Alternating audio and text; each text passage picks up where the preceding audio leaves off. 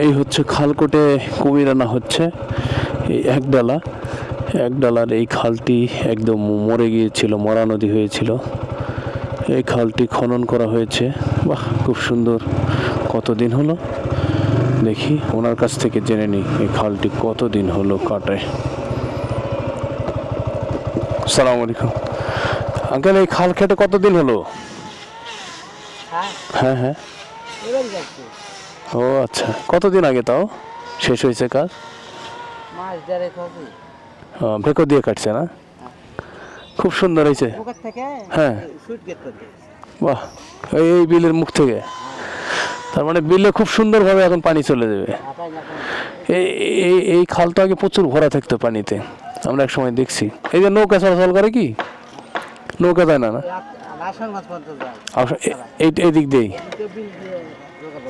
ও আচ্ছা, তার মানে আপনার ওই চক, বড় শিমলা, পাহাড়পুর ওই দিক থেকে নৌকা আসে।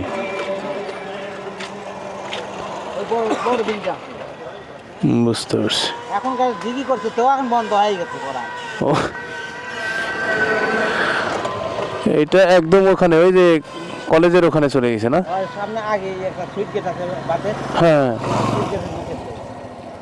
সুন্দর হয়েছে, অনেক গভীর হয়েছে। এখন আর পানি মানে ফ্লো ওভার হওয়ার সম্ভাবনা নাই।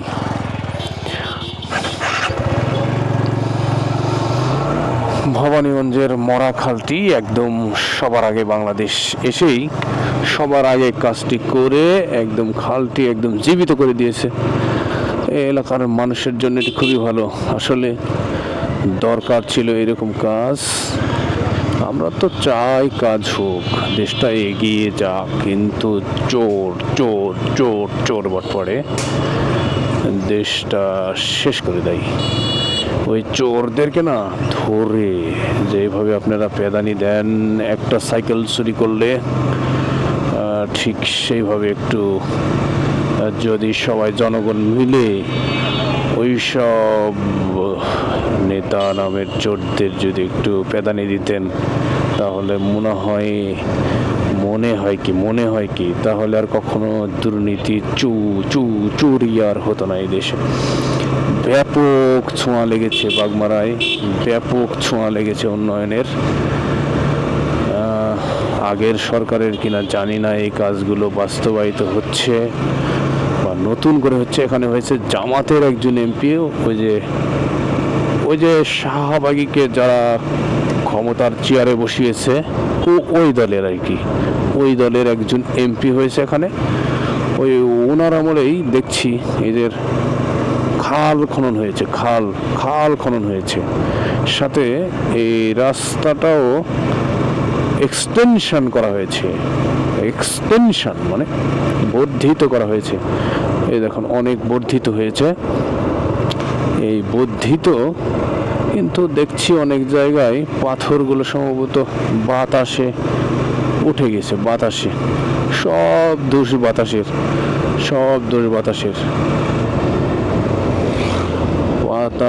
পাথরগুলো বাতাসে উঠে গেছে। এই যে খাল কেটে কুমির এই দিক দিয়ে চলে যাবে সুইচ গেট দিয়ে বের হয়ে। প্রচুর ধানের কাজ এখানেও, ধানের কাজ। এই হচ্ছে মহিলা কলেজ, এই পাশে হচ্ছে মহিলা কলেজ, মা বোনদের কলেজ এটা।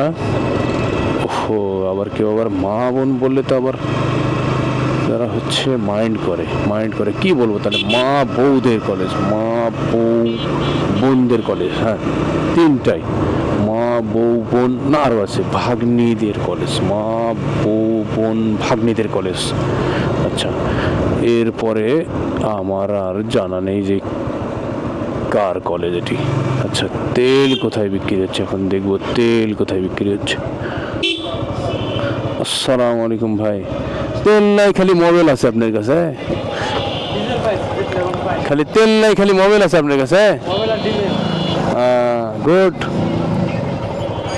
এই হচ্ছে এরশাদ ভাইয়ের দোকান, তেল নাই কিন্তু মোবাইল আছে।